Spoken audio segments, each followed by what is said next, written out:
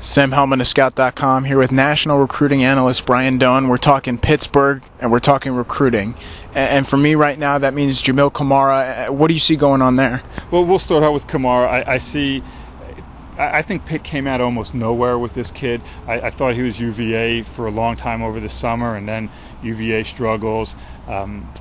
Pitt had a lot of attrition with scholarships and kind of cleaning things out there, and they did a good job of making him feel important in the offense.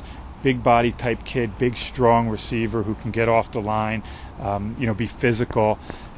He has a visit there and it goes well. He likes it a lot. And all of a sudden, what looked to be an easy thing for UVA now has Pittsburgh involved, Wisconsin involved, and I think the more difficulty Virginia has on the field, the better it is for Pittsburgh. Pittsburgh likes to recruit locally. They had a very strong finish to last year's recruiting class with Boyd and some other guys. This year, can they do it again? They're going to have the chance. I'll tell you that. They're going to have the chance because when you look at it, Western PA is loaded with uncommitted kids. When you go down the list of what's left on the uncommitted kids in the region, it's like, a cup of coffee at each place, and then you're in Western PA, and it's kind of like 7-course meal. It's a buffet. It is a buffet. Let's hope it's a good one.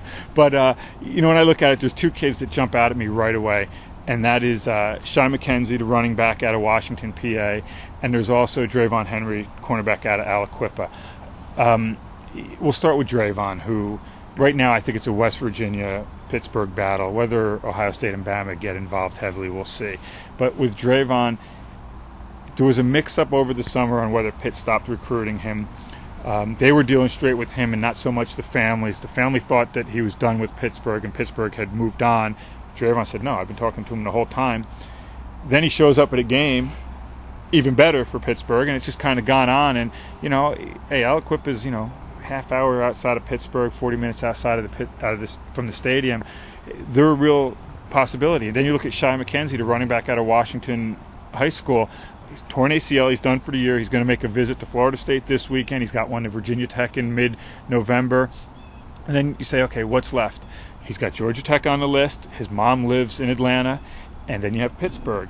And so to me, if he wants to stay home, he's going to Pittsburgh. And he feels comfortable with Pittsburgh. And they're telling him, hey, we need another running back. And Shai's a guy who can run between the tackles, 6 foot, 200 pounds.